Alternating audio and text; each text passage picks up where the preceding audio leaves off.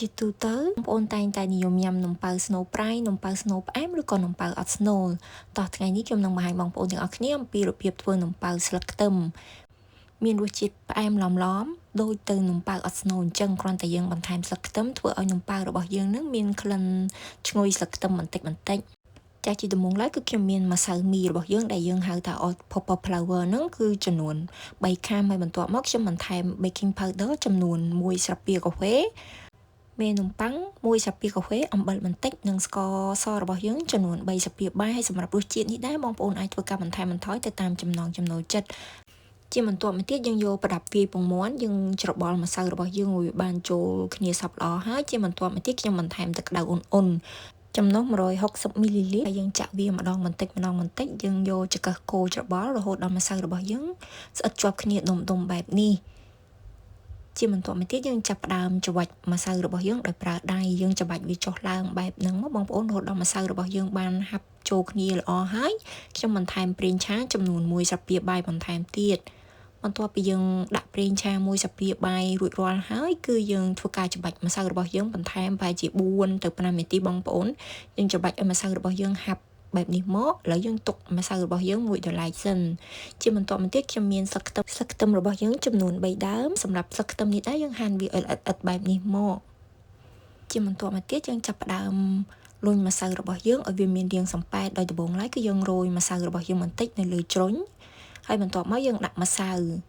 យើងសង្កត់វាបែបហ្នឹងបងប្អូនហើយបន្ទាប់មកយើងយកឈើដែលមានរាងមូលយើងសង្កត់ម្សៅរបស់យើងឲ្យវាលាតបានធំល្អមកហើយសម្រាប់រាងនេះដែរសូមបងប្អូនសង្កត់វាឲ្យជារាងការ៉េឬក៏រាងវែងបន្តិចមកបងប្អូនជាបន្តមកទៀតយើងយកដៃទាញម្សៅរបស់យើងឲ្យវាមានរាងស្មើគ្នាល្អបែបនេះចាឥឡូវយើងទាញម្សៅរបស់យើងបានសំប៉ែតល្អហើយអញ្ចឹងជាបន្តមកទៀតគឺខ្ញុំដាក់ប្រេងឆាចំនួន1ស្លាបព្រាបាយហើយបន្ទាប់មកយើងយកម្សៅរបស់យើងនឹងយើងលាបប្រេងឆាឲ្យបានសព្វបែបនេះហ៎បងប្អូនចាប់បន្ទាប់ពីយើងបានលាបប្រេងឆារួចរាល់ហើយជាបន្តមកទៀតយើងចាប់ផ្ដើមរោយស្លឹកខ្ទឹមយើងរោយវាឲ្យបានសព្វល្អបែបនេះមកបងប្អូនចាប់បន្ទាប់ពីយើងរោយស្លឹកខ្ទឹមរួចរាល់ហើយជាបន្តមកទៀតយើងបត់ម្សៅរបស់យើងជា2តង់គឺយើងបត់បែបនេះបងប្អូនចាស់ដោយសារតែជ្រុញដែលខ្ញុំប្រើហ្នឹងវារាងតូចអញ្ចឹងខ្ញុំកាត់វាជា2សិនហើយបន្ទាប់មកយើងចាប់ផ្ដើមទាញម្សៅរបស់យើងសង្កត់វាឲ្យទៅប៉ែតបន្តិចទៀតមកដោយសារតែសាច់ម្សៅរបស់យើងនឹងវារាងក្រាស់ពេកអញ្ចឹងយើងសង្កត់ទាញម្សៅរបស់យើងឲ្យវាបានពន្លាតល្អហើយជាបន្ទាប់មកទៀតយើងចាប់ផ្ដើមកាត់ម្សៅរបស់យើងជារាងវែងតូចគឺយើងកាត់ដូចយើងធ្វើនំចាខ្វៃអញ្ចឹងណាបងប្អូនយើងកាត់វាតូចបែបនេះមកជាបន្តមកទៀតយើងយកម្សៅដែលយើងបានកាត់រួចអំបញ្ញ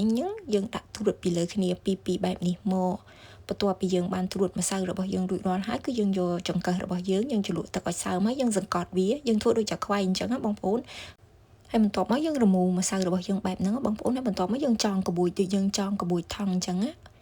ចាអញ្ចឹងសូមបងប្អូនធ្វើរបៀបហ្នឹងរហូតដល់យើងអស់ម្សៅមកចាសម្រាប់ម្សៅនំប៉័ងដែលខ្ញុំធ្វើក្នុងថ្ងៃនេះគឺយើងធ្វើបាននំប៉័ង7ធំបើសិនបើបងប្អូនធ្វើរាងតូចអាចធ្វើបានប្រហែលជា10ជាបន្ទាប់មកទៀតយើងយកនំប៉័ងដែលយើងខ្ចប់រួចអំបញ្ញមិញហ្នឹងបងប្អូនយើងដាក់វាទៅក្នុងឆ្នាំងចំហុយហើយយើងតម្រៀបវារៀងឃ្លាតគ្នាបន្តិចមកជាបន្ទាប់មកទៀតយើងដាក់ម្សៅរបស់យើងផ្អាប់រយៈពេលប្រហែលជា1ម៉ោង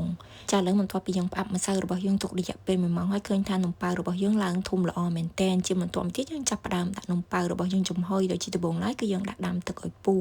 នៅពេលដែលទឹករបស់យើងបានពុះហើយគឺយើងដាក់នំប៉័ងរបស់យើងចំហុយដោយប្រើភ្លើងមធ្យមយើងចំហុយវារយៈពេល10នាទីចាំបន្ទាប់ពីយើងចំហុយនំប៉័ងរបស់យើងរយៈពេល10នាទីហើយឃើញថានំប៉័ងរបស់យើងឡើងធំល្អនិងមានក្លិនឈ្ងុយមែនទែន